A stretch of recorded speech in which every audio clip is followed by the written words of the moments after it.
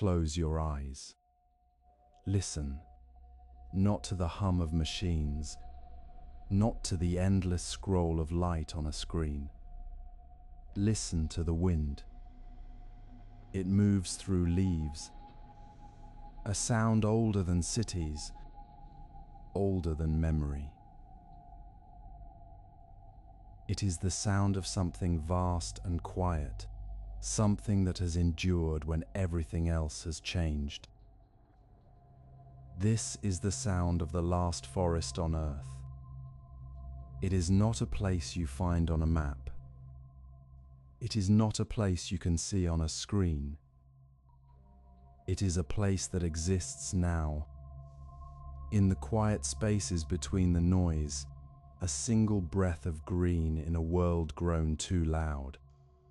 It is the last forest, and it holds the weight of everything we have forgotten. What does it mean to be the last of something? What does it mean to remember a world that no longer exists? Let the wind carry these questions. Let them settle in the space between your thoughts. This is the beginning of the story. Picture a place where the air is thick with the scent of damp earth and living wood. Sunlight filters down, not in sharp beams, but in soft, dappled patterns that move slowly across the forest floor. The light is green and golden, filtering through a canopy so dense it seems to hold the sky itself. The trees are immense, ancient, their bark deeply grooved like the lines on an old hand. They are not just trees, they are monuments, standing where countless others have fallen. The silence here is not empty, it is full of life. The rustle of a small creature in the undergrowth, the distant call of a bird that has not been heard in cities for generations, the slow creak of a branch bending under its own weight. The forest breathes. It breathes with a rhythm that has no clock, no schedule, no demand for speed. You stand on a path worn smooth by time and not by feet. The path leads nowhere specific, only deeper into the green. There are no signs, no markers, no indication of how far you have come or how far you might go. The only sound is the wind in the leaves, the sound of time passing without hurry. You feel the weight of centuries in the air, a quiet hum beneath the surface of the trees. You feel the absence of human noise, a profound quiet that is not silence, but a presence of its own. This is a world that has not been measured, not catalogued, not reduced to data points. It is simply there, existing in its own time, its own space. You wonder if the trees feel the passage of time as we do, or if they simply are, as they have always been. You wonder if they remember the world before the cities, the world before the machines that hummed and flashed and demanded our attention. You feel a deep, quiet sadness for the world that is gone, but also a profound peace in the presence of this last remnant. The forest holds the memory of all that has been lost, and it does not speak of it. It simply is. It asks nothing of you. It simply invites you to be still, to listen, to remember what it means to simply exist without needing to be seen or heard. The forest was not always alone, long ago. It was part of a vast, breathing world. It was one among many, a single note in a great, ancient song. But the song changed. Cities rose, not like trees, but like scars on the land. They grew tall and cold, made of steel and glass and the hum of machines that never stopped. People moved into these cities, leaving the forests behind, not with a tear, but with a shrug, a turning away. They traded the rustle of leaves for the buzz of screens, the scent of earth for the tang of exhaust. They forgot how to listen to the wind, how to feel the slow pulse of the earth beneath their feet. They built a world of their own, a world of constant motion, constant noise, constant need. The forests, one by one, fell. Not all at once, but slowly, like the slow drip of water wearing away stone. They were cut down for wood, for space, for the next thing. They were paved over for roads, for buildings, for the next thing. The song of the forest grew quieter, then softer, then finally, almost gone. The last forest was not chosen, it was simply the last one left. It was hidden, tucked away in a valley no one cared to visit, shielded by mountains that seemed to forget it existed. It was not saved by a hero, not protected by a law. It was simply forgotten, and in that forgetting, it survived. A single person lived there, a caretaker, though they did not think of themselves as such. They had come to the forest as a child, drawn by a quiet pull they could not name. They stayed as the world outside changed.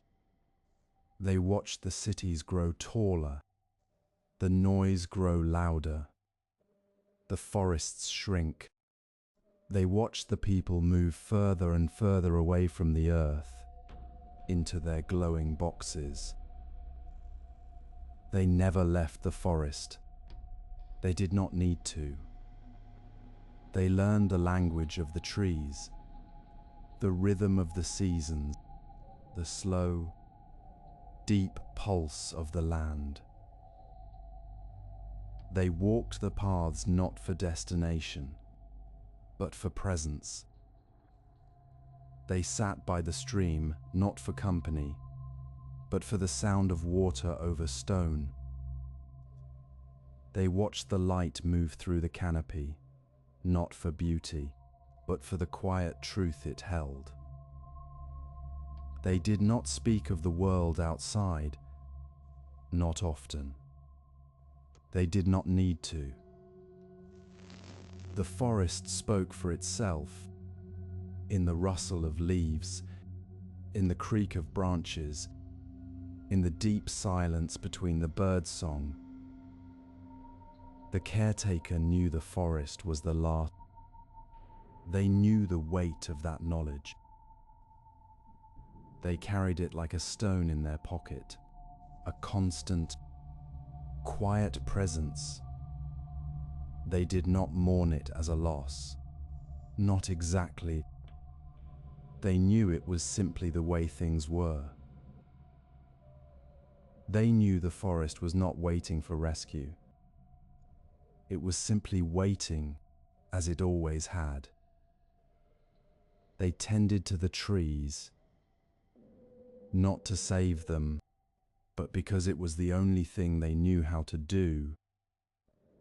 They cleared fallen branches, not to make a path, but to let the light reach the forest floor. They watched for disease, not to cure it, but to understand it, to let the forest decide its own course. They were not a guardian, not really. They were simply a witness, a quiet presence in the vast, ancient space of the forest. They knew they were the last human who understood the forest, who could hear its language. They knew the forest was not waiting for them to understand it. It was waiting for the world to remember how to listen. The world outside the forest was not silent. It was loud, frantic, and utterly disconnected. People lived in towering structures that scraped the sky, their windows glowing like countless fireflies in the dark. They carried small, bright rectangles in their hands, screens that showed them the world in fragments, in endless streams of information, in the constant, low hum of connection. They were never alone, yet they felt profoundly isolated. They spoke to machines, not to each other. They saw the world through a filter, a curated feed that showed only what was convenient, what was safe, what was already known. They had forgotten how to look at a tree without thinking of its use, without measuring its value. They had forgotten the smell of rain on soil, the weight of a stone in their hand, the sound of wind without a digital echo. They had forgotten that silence could be full of meaning, not just emptiness. The cities were built on the idea that everything must be faster, better, more efficient. They were built on the idea that the earth was a resource to be used, not a home to be lived in. They were built on the idea that connection meant constant connection, that presence meant being visible, that life meant moving forward, always forward. The forest, in its quiet stillness, was the opposite of all this. It did not seek connection, it simply was. It did not need to be better, it simply was. It did not move forward, it simply was. The caretaker knew this. They knew the forest was not a relic, not a museum piece. It was a living thing, a world that existed outside the frantic pace of the cities. It was a world that did not need to be explained, did not need to be understood by the people who had forgotten how to listen. The caretaker saw the people in the cities on rare occasions, when a traveler, lost and seeking something they did not name, would stumble into the forest. They would look around with wide eyes, their faces pale with the shock of green, of quiet, of something that did not fit on a screen. They would ask questions, not about the forest, but about the world they had left behind. They would ask if it was still like that, if the cities were still loud, if the screens were still bright. The caretaker would simply point to the trees, to the stream, to the light moving through the leaves. They would not speak much. They would not need to. The forest spoke for itself. The traveler would sit, and they would listen. They would hear the wind, and for a moment, they would remember what it meant to be still. They would feel the earth beneath them, and for a moment, They would remember what it meant to be grounded. They would see the light, and for a moment, they would remember what it meant to simply be. Then they would leave, carrying the quiet with them, a small, fragile thing they could not explain. They would go back to the cities, back to the screens, back to the noise. But they would carry the forest with them, a quiet space in their minds, a memory of what was lost. The caretaker knew this was not a solution. The cities would not change. The noise would not stop. The forest would remain the last. But it was not just a memory. It was a living thing. It was a reminder that there was another way to be, another way to exist. It was a reminder that the world was not just the cities, not just the screens, not just the noise. It was also the forest, the quiet, the green, the slow pulse of the earth. The caretaker did not feel like a hero. They did not feel like a savior. They felt like a witness, a quiet presence in the vast, ancient space of the forest. They felt like a single note in a song that was almost silent, but not quite. They felt like a small part of something much larger, something that had existed long before them and would exist long after. They knew the forest was not waiting for rescue. It was simply waiting, as it always had. They knew the world outside would never understand it. It would never be able to hear it. But they did not need the world to understand. The forest did not need the world to understand. It simply was. And in that being, it held a quiet, deep truth that the world had forgotten. What does it mean to be the last of something? It is not just a number, a statistic, a fact on a screen. It is a weight, a quiet hum in the space between your thoughts.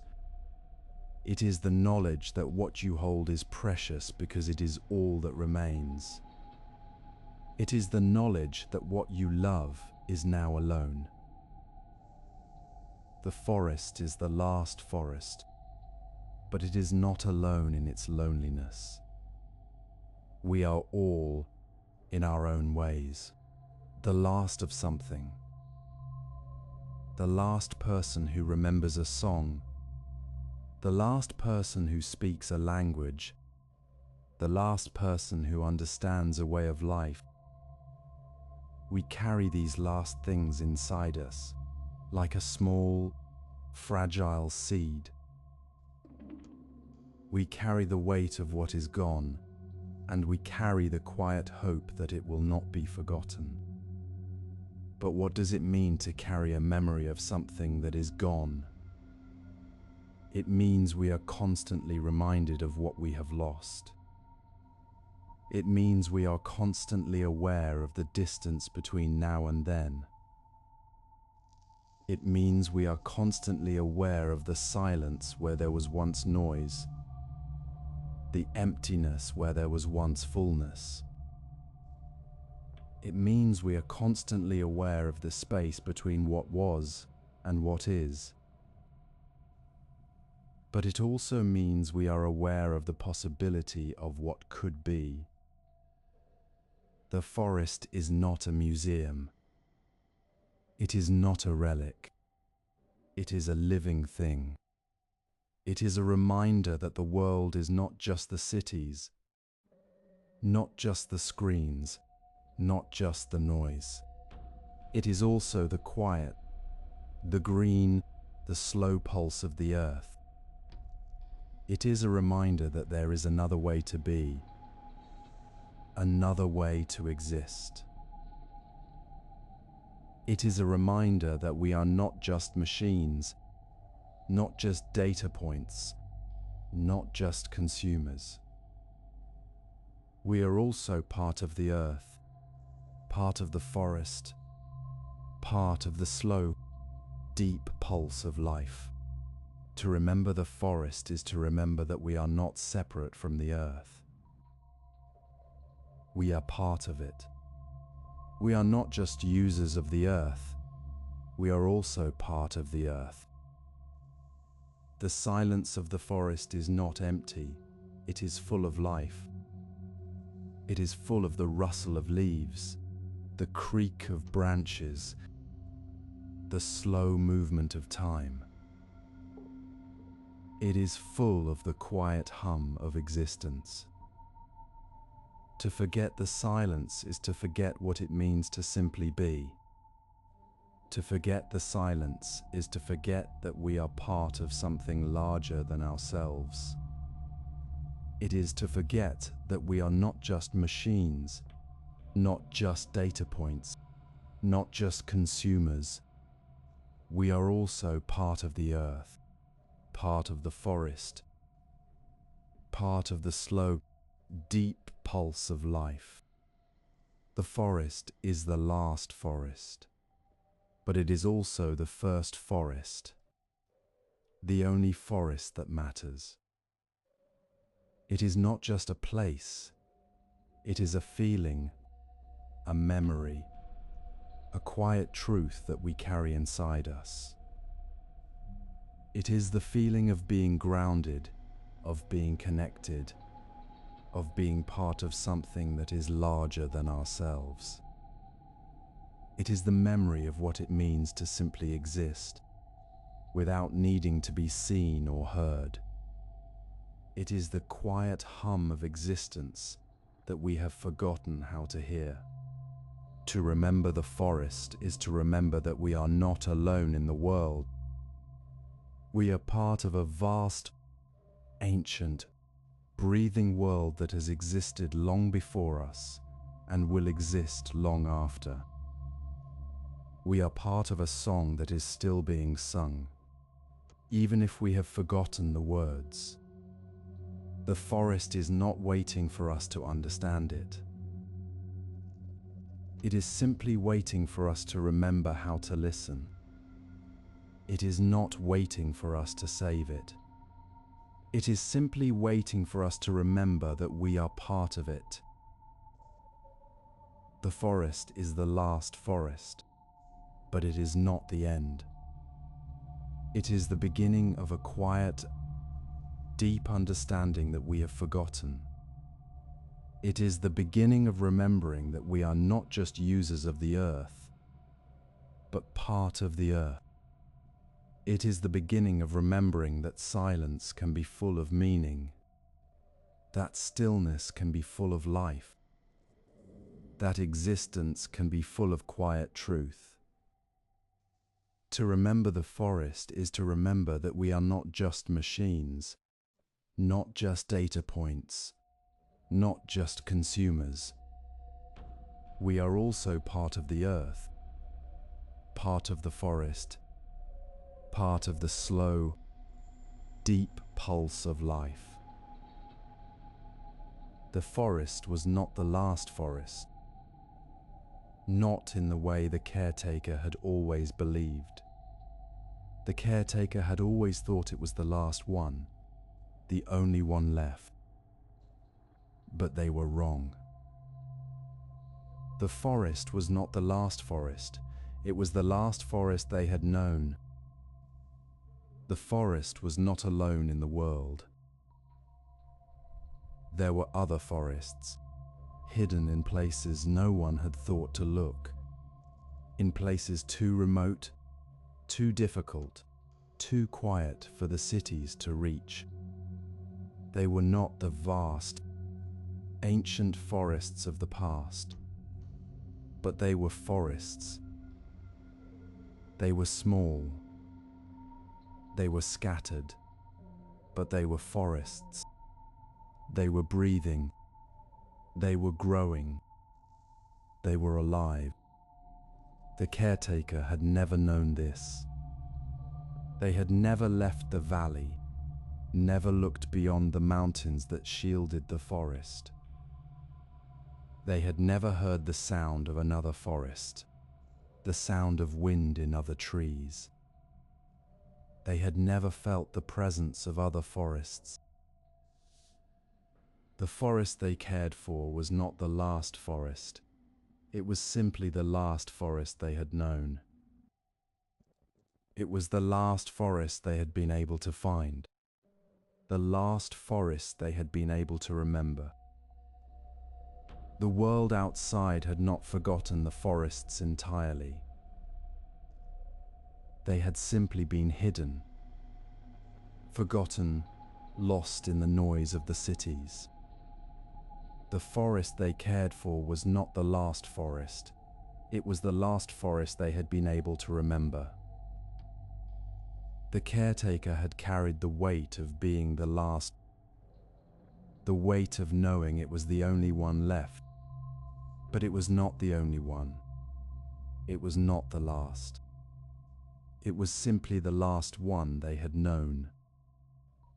The forest was not alone in its loneliness.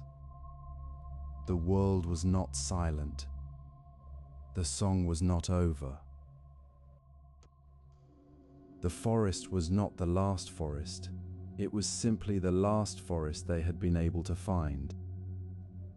The quiet hum of the forest was not the sound of the end. It was the sound of a world that was still breathing, still growing, still alive. The forest was not waiting for rescue. It was simply waiting for the world to remember how to listen. The wind moves through the leaves. It is the sound of time passing without hurry. The light moves through the canopy. It is the sound of the earth breathing. The forest is not the last forest. It is simply the forest. It is the quiet hum of existence, the deep pulse of life, the slow, steady rhythm of being. It is the sound of the world remembering itself. Sit with the wind. Listen to the leaves. Feel the earth beneath you. The forest is not waiting for you to understand it. It is simply waiting for you to remember how to listen. It is not asking for your attention. It is simply being. And in that being, it holds a quiet truth that the world has forgotten. The forest is not alone. It is part of a vast, ancient, breathing world that has existed long before us and will exist long after. It is part of a song that is still being sung, even if we have forgotten the words. The forest is not the last forest. It is the first forest, the only forest that matters. It is the quiet hum of existence, the deep pulse of life, the slow, steady rhythm of being. Let the wind carry you. Let the leaves whisper. Let the forest remind you of what it means to simply be.